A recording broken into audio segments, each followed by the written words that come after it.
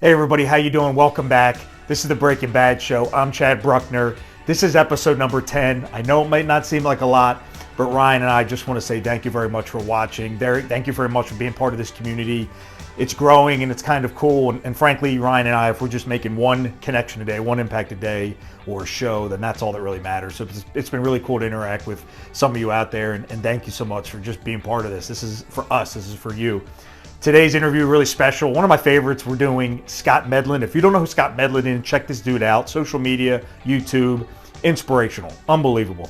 Combat Marine, former police officer, father, husband, inspirational speaker, author. He's done so much to help this profession, especially since leaving. And now he goes around and speaks to police academy cadets, police officers on the job, really trying to help their wellness. It's a really important mission. I've got to know Scott now. I've just met him on social media, but Ryan and I started to build a relationship with him. What a good dude. Awesome to support. Easy to support somebody as likable as Scott and doing God's work. So thank you very much. We really hope you watch it. We hope you continue to support this show and this movement. This is all about you and giving back and making a difference in your life, adding value to you, and making sure that the first responder profession community is not forgotten and help break the stigma. You're not broken. There's nothing wrong with you. It's a job where you see a lot of traumatic and abnormal things and everything that comes with that, the negative stuff. You're not alone. We're all in this together, and it's talking about it, helping to break the stigma that we are going to do it together. So thank you for watching. Please subscribe, follow us, share it, whatever. This is the Breaking Bad Show.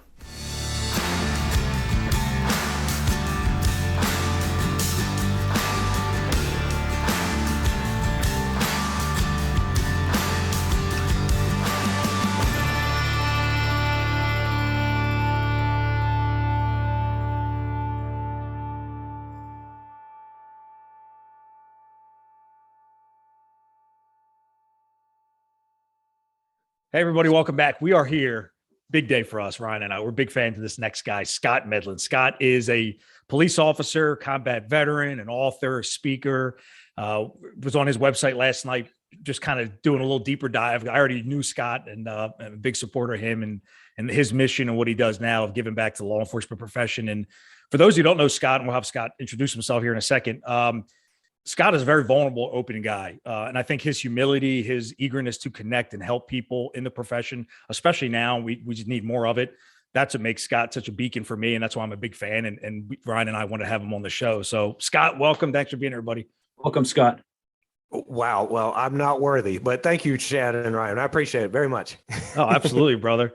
Well, so tell us, I mean, we know about a lot about you. And I know a lot of viewers are going to watch this. You already have a great following. So, but say somebody's new and they don't know who you are. Just give a quick, summary of who you are. Yes, my main focus, my mission right now for law enforcement is to teach about wellness and personal security so that officers can be fulfilled and excel. Unfortunately, the hidden threat is the mental health risks. And I am one of those who did not make it important during my career. And I had to learn things the hard way. So I'm over here writing books, getting on YouTube, fortunately honored to be on podcasts like yours to really get the word out that we're human, but if you take action, the misery, the overwhelming stress, the disgruntledness, or worse, the depression, the thoughts of suicide, they don't have to happen. You can take action for yourself. So anyway, that was what I learned this over the course of a 12-year career active in law enforcement. I work part-time in it now. And then now I just teach police academies. I'll be going to a police department here in the next few weeks. So that's the mission right now. Brother, that is awesome, man. And every time you're one of those guys, when you post something on social media, and I don't say this about everybody, when you post something, I read it. If you post a video, I'll watch it. If it's long and I can only have time for a minute or two, at least I'll dedicate whatever that time, because I know the mission and the message are sincere and genuine, and they're going to be impactful. So first of all, I wore this BDU top for you. Thanks for your service to our country. And man, you've done it all. So first thing I want to jump into, because I've followed some of your posts before. And when you talk about balancing and personal life and your marriage specifically, and some of the ultimatums your wife threw down for you, what does marriage mean for you on the job? And I say this from a lens of you're training a new officer or you're speaking to cadets, and from all the pitfalls and challenges that lay out there, but they don't know yet. Like, what are you telling them? Maybe somebody just got married or is engaged and thinking about getting married. Like, what level of advice or coaching would you give them? I tell them they're not going to be police officers forever, but when it comes to marriage, you take a vow to be with that person until death do us part. That does not mean till death. That does not mean anything to, that does not have anything to do with the job.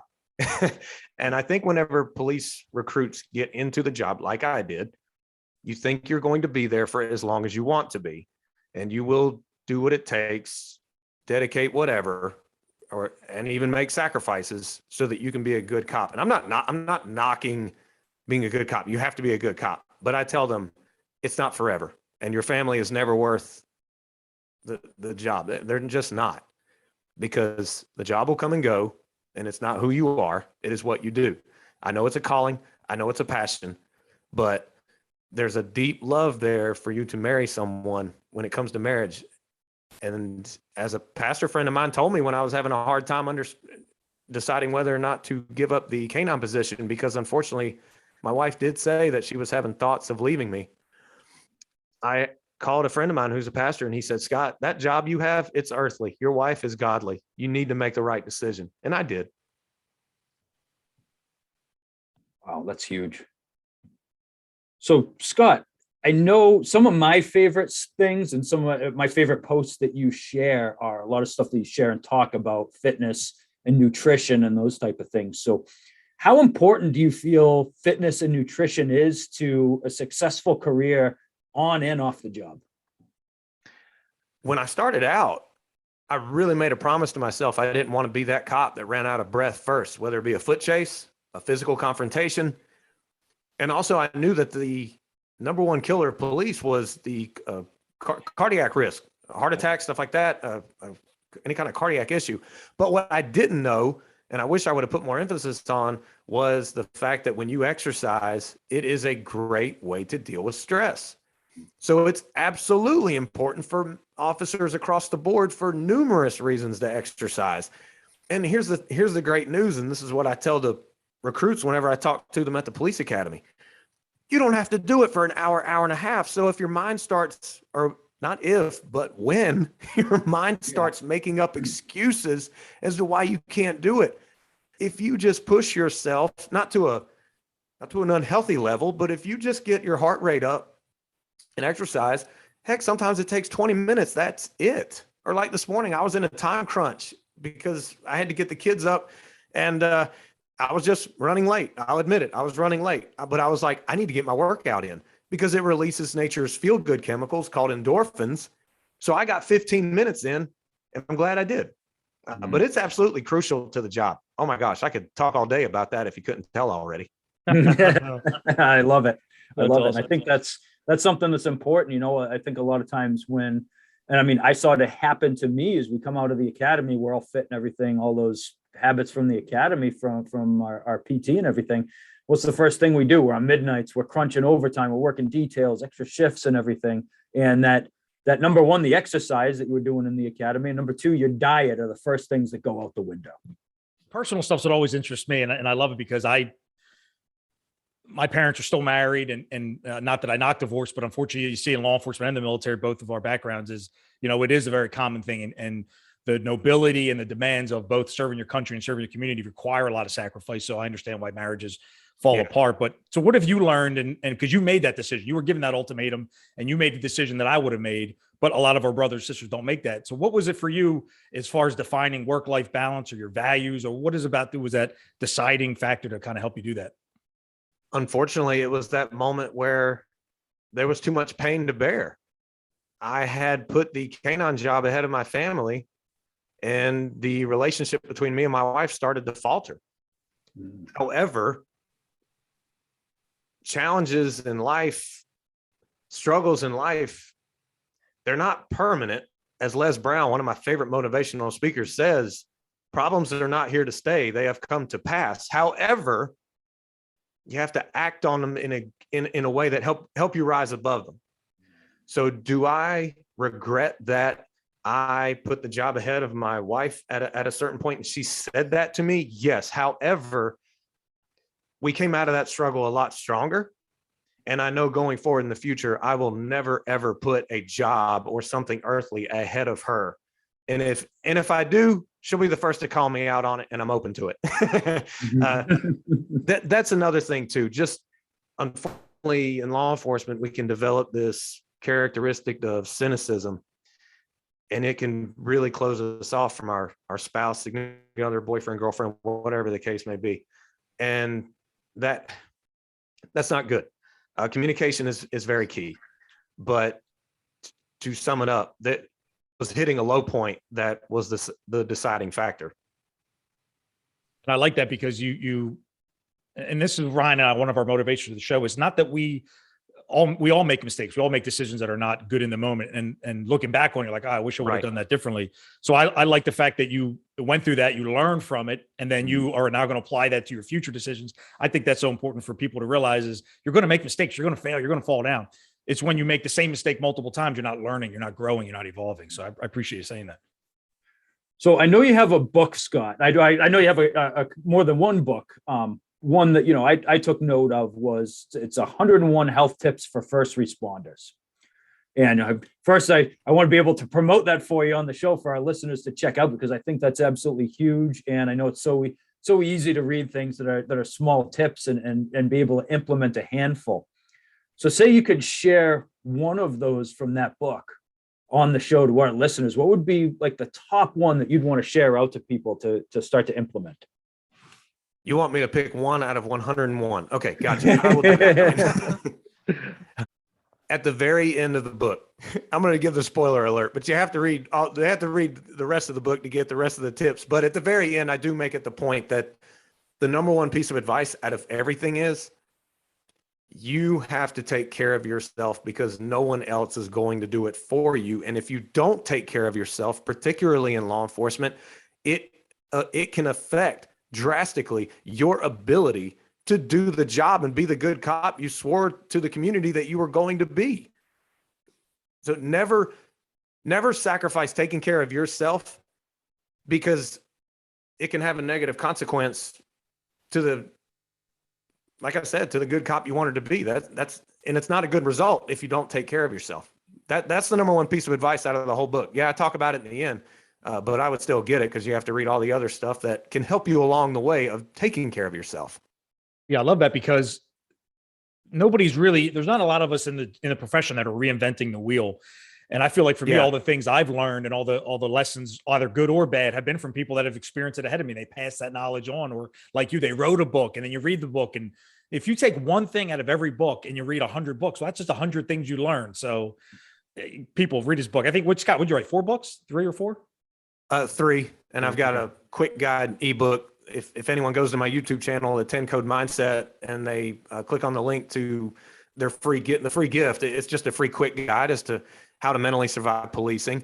But, to echo your point, Chad, when you talked about reading 100 books and you learn 100 things, if you remember one thing from each book, it just reminded me of Brian Tracy, who's a really, really successful self-help guru, successful businessman, salesman.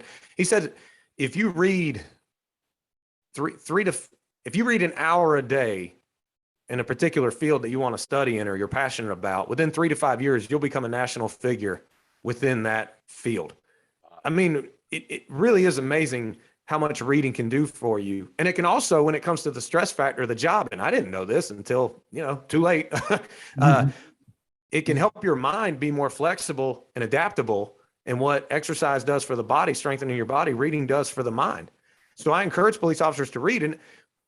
And I'm not saying you got to go out and get the book of, I was thinking of the book War and Peace, where it's like however many pages long. No, I mean, read an article a day, but something good, something constructive that can fuel your mind, not deteriorate it like scrolling social media.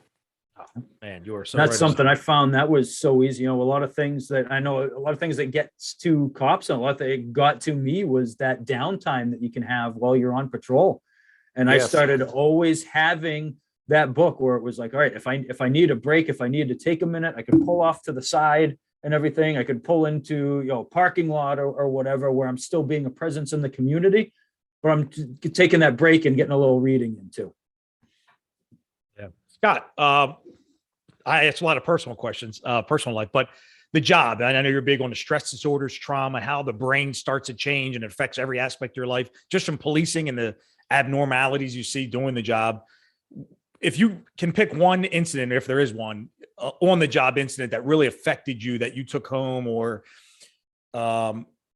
really affected your life. And I asked it from the lens of, I know, speaking of the police officers myself too, is everybody wants to compare their trauma to other police officers. Well, I didn't experience what that officer went through, and I'm struggling. I don't have a reason to be hurting or feel bad for, but trauma is different for all of us. And even the most innocuous things can affect you differently. So is there something that happened to you on the job that maybe wasn't a big deal, but it really affected you? I actually posted about it on LinkedIn today, and it's what I typically open up when I talk to the police recruits. The first time I saw someone who had successfully died by suicide, I saw a person who was hanging in a hotel bathroom, and it devastated me.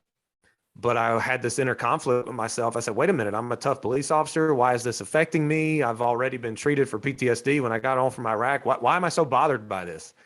But I gave the typical police response whenever someone was like, hey, how you doing? I'm fine. Don't worry about me. And I just totally underestimated when I would see that, the image, the memory of that person who had died, and I was seeing it first person. So essentially my mind didn't know if I was going through it or not again. And I was experiencing the emotions that came with it, the physical reactions that came with it.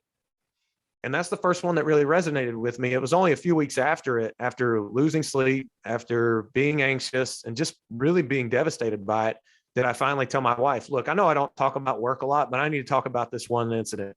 And I opened up. But that was the first incident that really took me back. It's interesting because I was talking to a police officer, good friend of mine, and he witnessed a fatality of a child, and he had a child, and he's a pretty tough-minded guy. And I say this because it's such a weird concept, tough-minded. We're all human beings, but generally, you know, Exactly. at least he telling me this, that a lot of things, and he's been a cop for 25 years, a lot of the stuff didn't really affect him. But for whatever reason, having a kid the same age as this kid he saw, he could not sleep.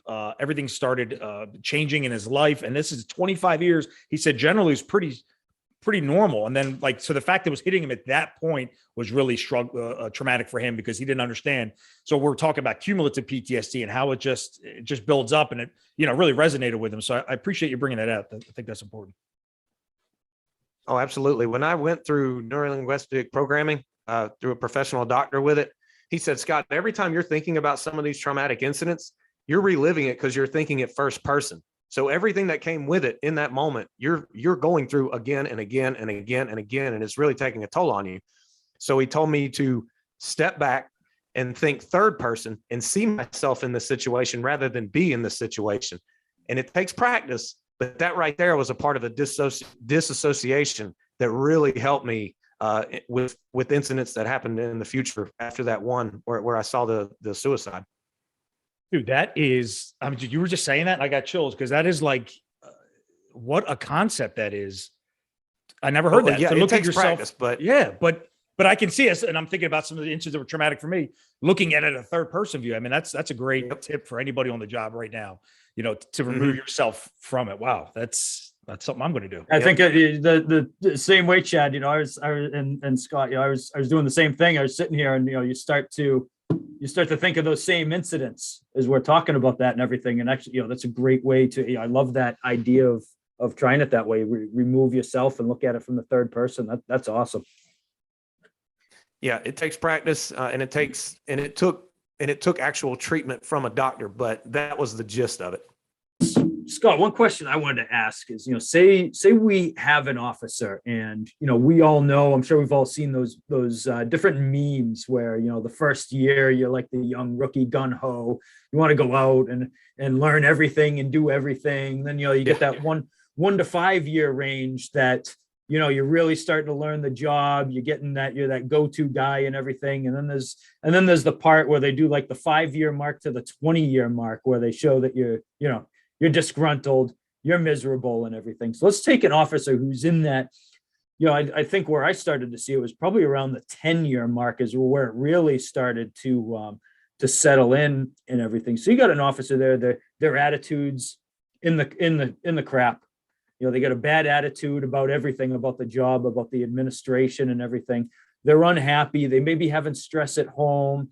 You know, a lot of it probably has to do with a lot of things that they've seen and had to do out in the field that have just that stress of that mental stress has been building up and building up and building up because, let's face it, we all clam up. We take it inside because of that stigma. We really we're supposed to be tough. We're not supposed to share. That stuff isn't supposed to bother us. Good, an officer in that position, what is the first step that they should take? If they are willing, then admit that something is bothering you. I didn't say admit something's wrong, because I don't want someone to think that they are messed up or crazy. You're not. You're human.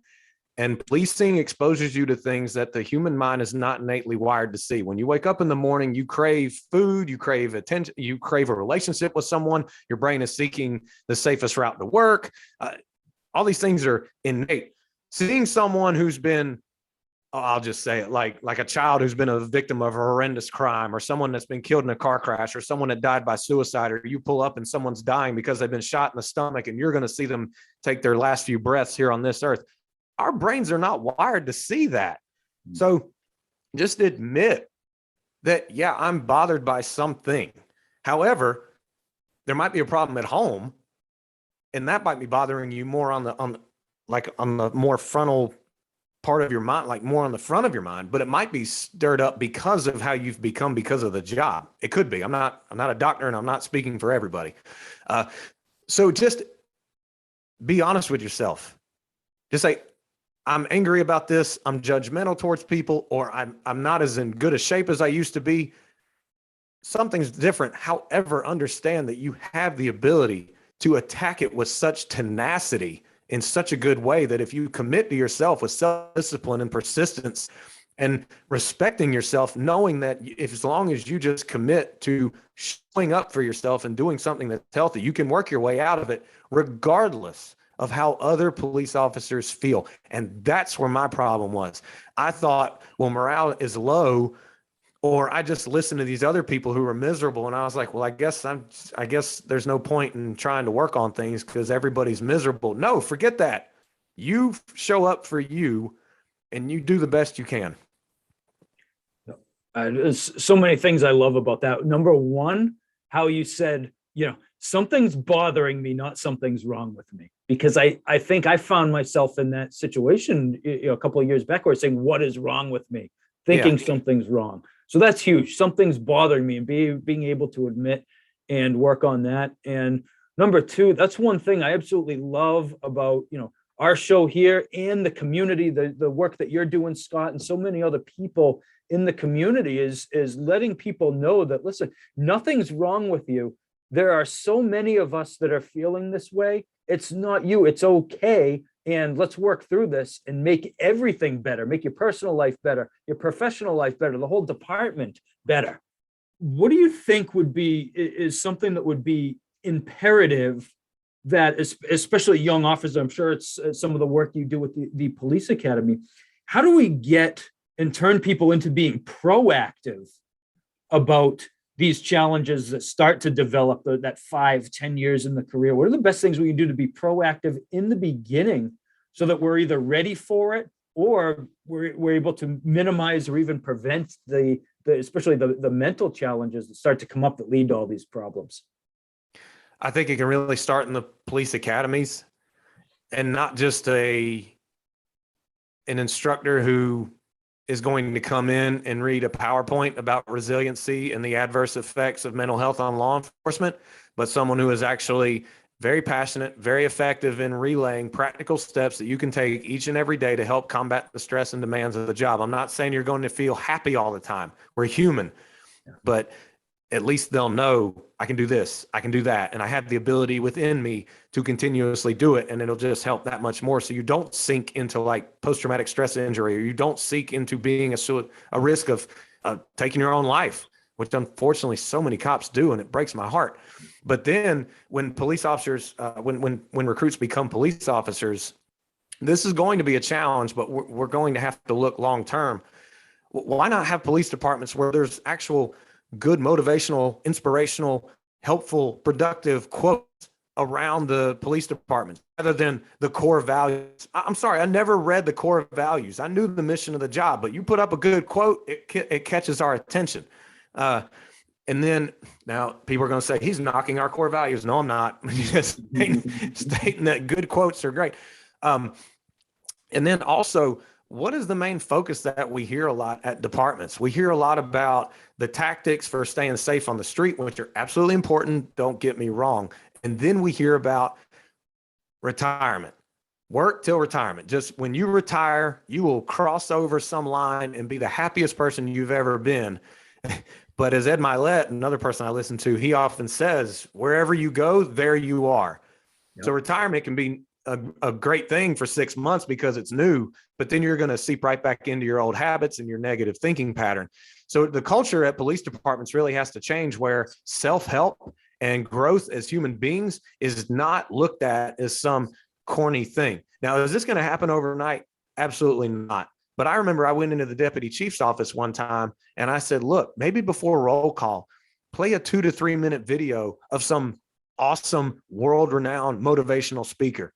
And the officers may look at it and put up a front that it's not, that it's ridiculous, it's corny, it's not effective. But I guarantee you it's going to make a different impression on the brain than to hear the disgruntled veteran who walks in and says, gosh, I've got 15 more years left of this crap, or I've got, 10 more years left or whatever. And then, but all the new people are like, well, dang, I've got a lot more than that. Well, why, that's not good.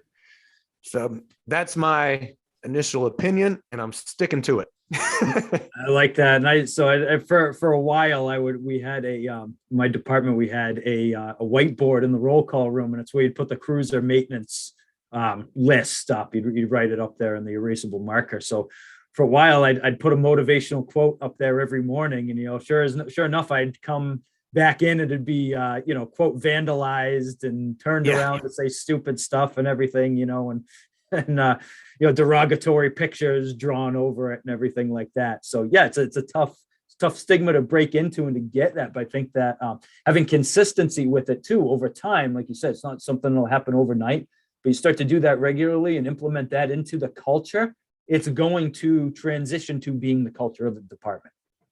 Right. And what you just said about the quote being vandalized, I totally get it. But I'll never forget when I heard Denzel Washington say, nobody who's done more than you or thinks differently than you is going to, not so much differently, but nobody who has that growth mindset, who has done more than you, is going to criticize you. They drew all over that because they were scared that their mind was actually going to expand and get out of their comfort zone to accept that quote in there.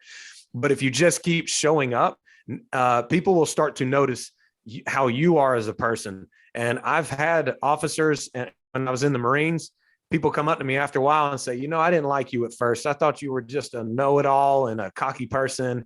And this is going to sound cocky, but I just stuck with how God wanted me to be, or at least did the best I could and admitted when I messed up, and just never really sank away from having a positive attitude in most things. And after a while, they'd come back up and be like, all right, look, I hated that at first, but look, what you did meant a lot. So I appreciate it. So yeah, you just got to keep showing up, knowing you're doing the right thing, trying to grow as a person and deal with the demands and stress of the job as best you can. I love that, man. And I get that. Perfect. Because Scott, I was the same way, man. I've called so much flack and hate over the years from military and cops. I mean, I have a lot of great relationships too, but it's kind of the same consistent thing. It's like, I never thought I'm better than anybody else. I just know who I am, and I know what I'm not, and I can admit when I'm wrong, and I'm selfless minded and always want to put others before myself and be a part of the team. But it's that growth mindset, I think, that scares people. So you saying it does. Yeah, it does. We respond to domestic calls and we look at these typically women who have been beaten up, and then we're like, why do you keep going back to the guy? Why do you keep doing this? I'm not saying it's the same detail, and I'm not trying to undermine the threat of domestic violence, but it's kind of the same concept where we can develop these habits that are ultimately going to kill us over time. Like you take officers drinking themselves to sleep when they get home from shift. You keep going back to it knowing it's bad for you. It's the same kind of concept.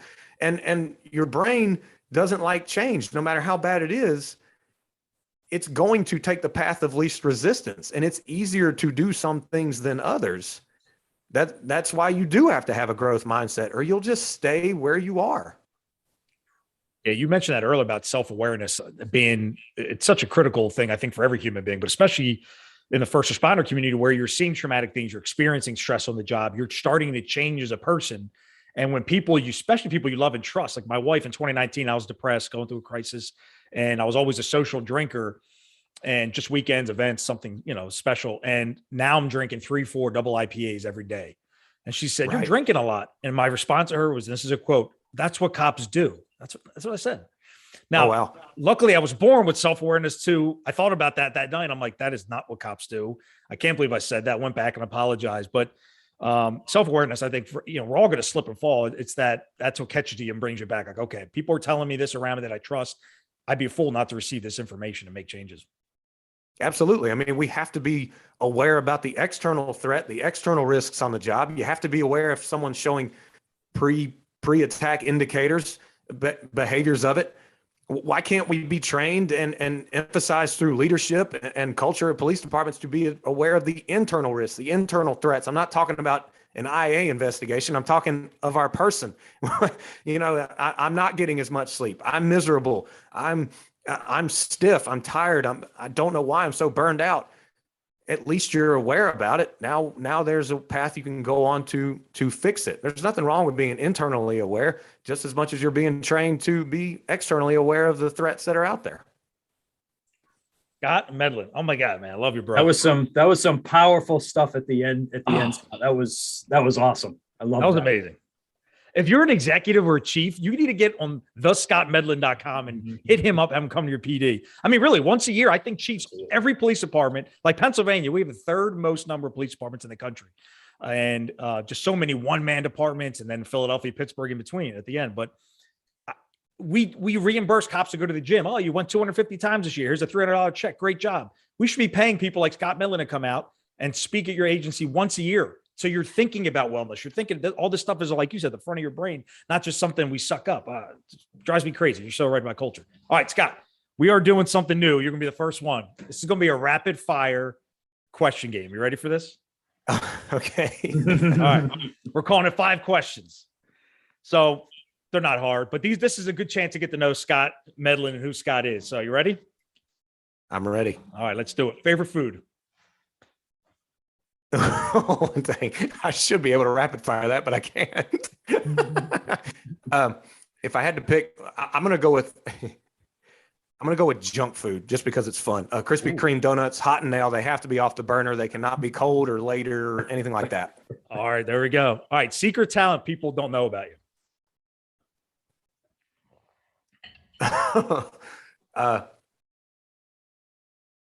Wow, guys, I'm not doing too well at this rapid fire thing. Do you have a secret talent? I'm having a jam. I need tap rack ready. Okay, all right. We'll pass that one. All right, this is a fun one. If you're on a desert island and there's only 1 or 2 items you can have with you in your whole life, what other than family, what physical items do you have? 2 items. A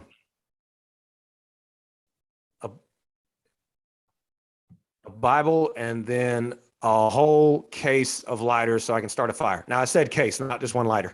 That's a good one. Good. All right, history. If you can meet one person from history, anybody, who would it be? Who would you get to spend time with, have lunch or spend an afternoon with?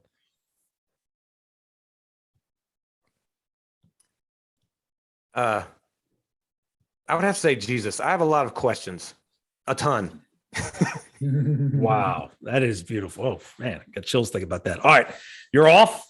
It's off night. You have no plans. Wife has no plans. Just you two at home. I obviously have kids, but nothing on the calendar. What is Scott Medlin doing on an off night?